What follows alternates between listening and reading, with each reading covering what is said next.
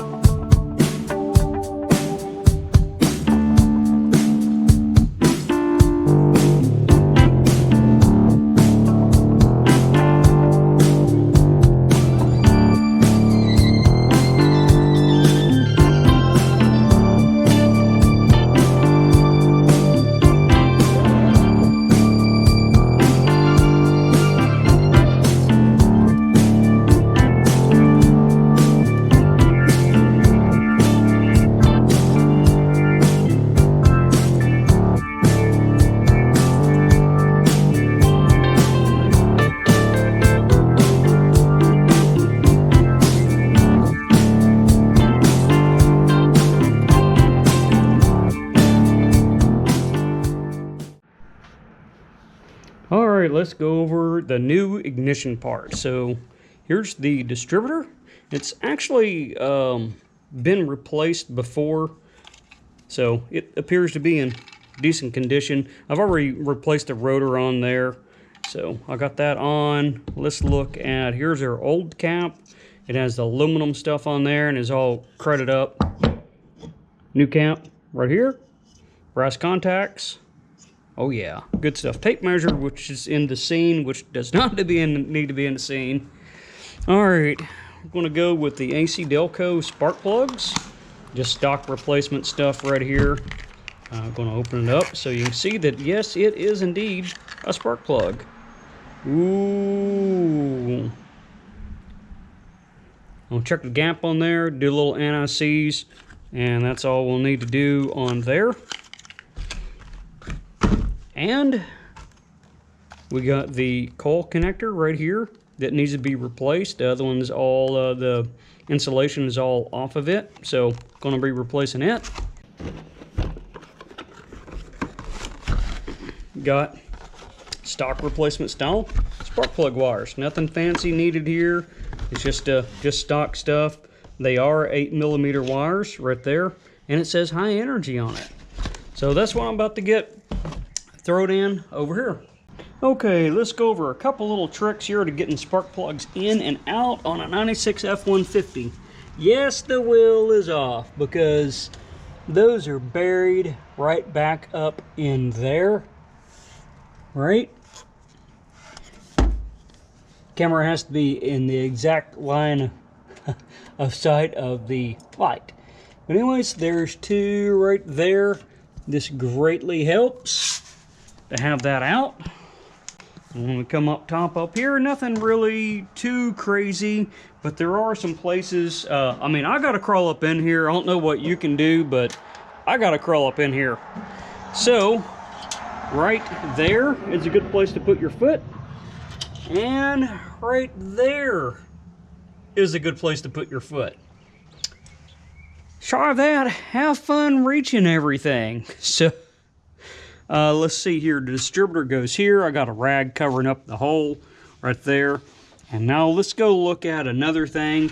If you, now usually you don't have to pull the distributor out. I had the distributor out because I was doing the upper intake manifold and all that stuff. So you can watch that video up on the card that just popped up there. So in my case, find a good lighting position. Okay, right there you see the timing marks. That's how you can tell if you do get it out of whack or whatever. You can always bring it up like what I got there, about 12 degrees, 12, 14 degrees before top dead center, and then just line everything up from there. Okay, the distributor is dropped in. You notice that the rotor is pointed straight to the firewall. On a Ford small block, number 1, that's where they want you to point it right there from factory. So if you don't have to do that, but if you always do that, it's just good practice right there. So everyone knows what you're talking about when you say number 1 on a small block Ford.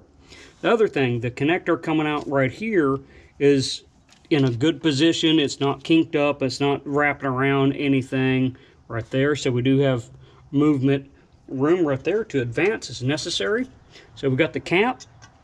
It's got a little slot right there. We got silly nonsense EGR blah blah blah stuff in the way.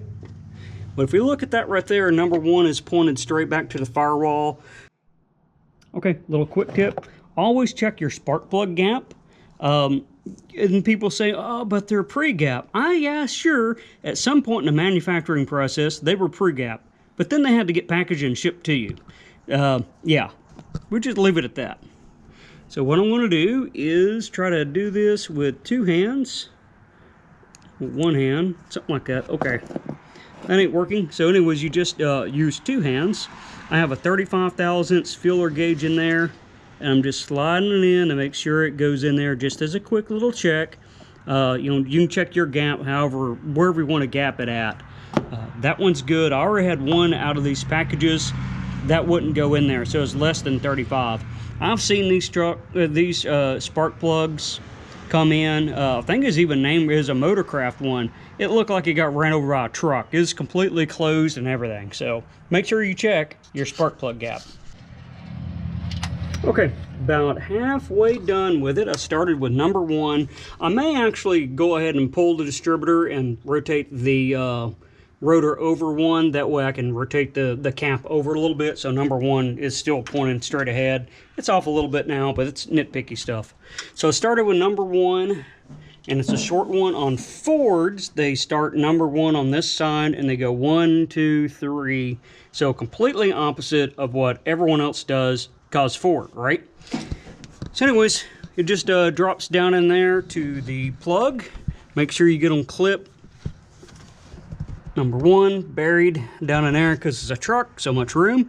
But make sure you hear and feel the clip on all these and give it a good tug and make sure it's not going to come off right there. So that's what I'm doing. I'm just walking around. So 1, 3, 7, 2. So that's the order that I'm going in because this is the 351/HO firing order right there. I'm just going to walk around, see what I get them generally where I want, and then I can come back and put all the little wire loom stuff and finesse it together and all that later. But the big thing is get them all on there and give it a start up to see if you got it all right before you start finishing and making everything look pretty. All right, got it back together and got it to fire up, but it's still not running good. There's still an issue with it. So what I did was, I took a little bit of trial and error. Of course, I had to mess with the timing a little bit and all that. Timing was lazy, so got that dialed in a little bit better where it starts good. Well, starts okay with the coolant temp sensor unhooked. If I hook that up, it won't even start. With it unhooked, it runs rich. So there still could be something else, but I suspect that coolant temp sensor is not good. I'll have to look into what else can do that, but I know that by doing that test right there, hooked and unhooked, and seeing a very distinct difference, won't even start to starts but runs rich, that tells me something, right? All right, finally got that drivability diagnostics thing done.